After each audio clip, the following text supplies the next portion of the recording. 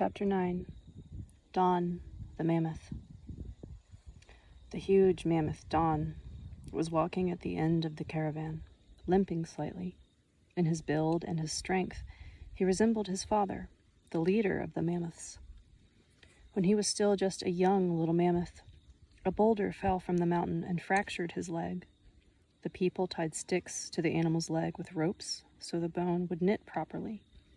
Don had to spend many days lying on his own.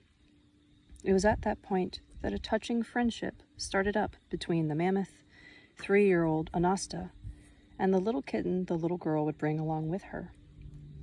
Little Anasta would often visit the mammoth as he lay there with the bandaged leg and bring him treats and talk to him tenderly.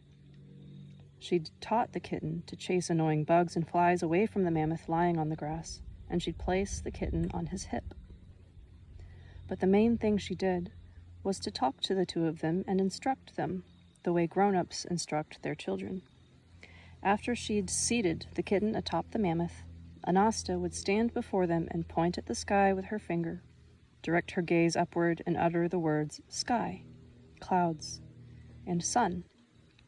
And then she'd kneel down and stroke the grass with her hand and tenderly utter the words, the nice green grass, and the little flower has a scent. The mammoth and the kitten would intently watch what the little girl did. And after a few days, during which she would regularly repeat her lessons, something astonishing happened.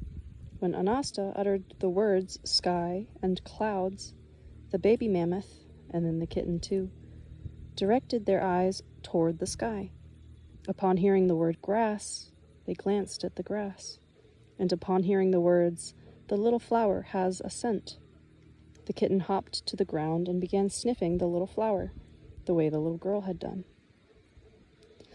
Anasta continued her lessons with the animals even after the mammoth had recovered. The little girl liked telling her 4-legged friends about the meaning of each new word that she had learned from the grown-ups, and the young mammoth and the kitten liked the attention the kind little girl gave them. Like well-disciplined pupils, they would come to Anasta's flower bed at noon.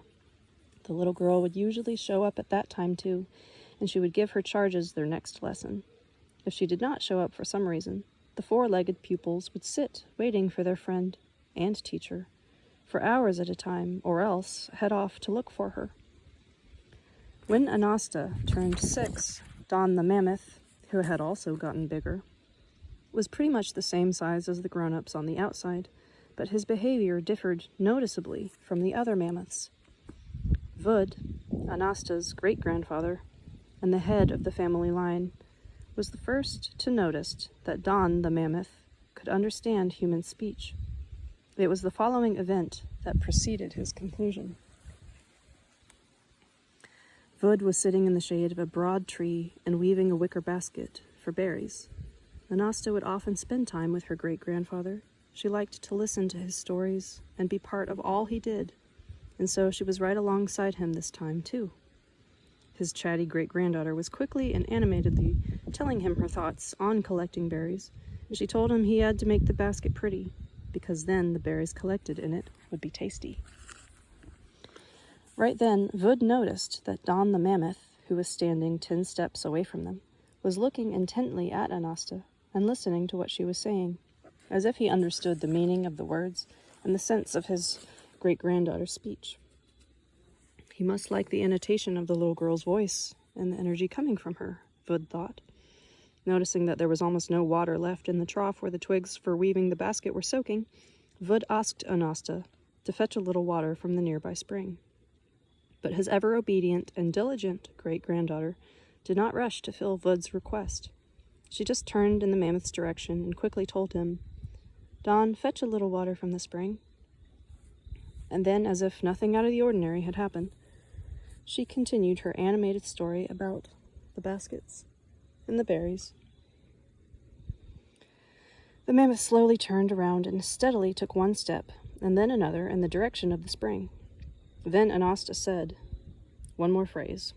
Get a move on, Don." And the huge mammoth began to run.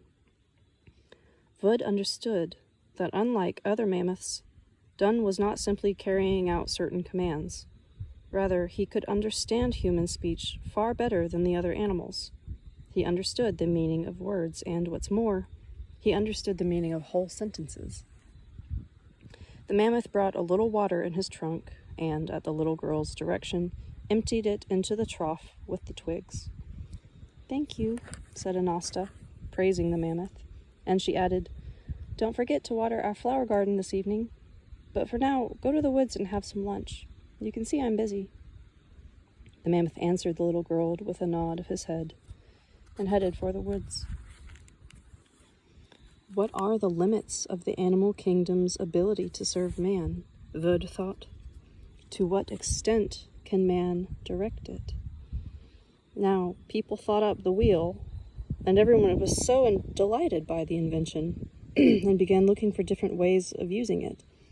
But living creatures, who have already been thought up and are far more advanced than the wheel, we've stopped studying them entirely. Is our race doing the right thing? Where might man's ignorance of the capabilities and life's purpose of the varied nature around him lead? That was Vud. That's what Vud was reflecting on. And these thoughts made his heart uneasy.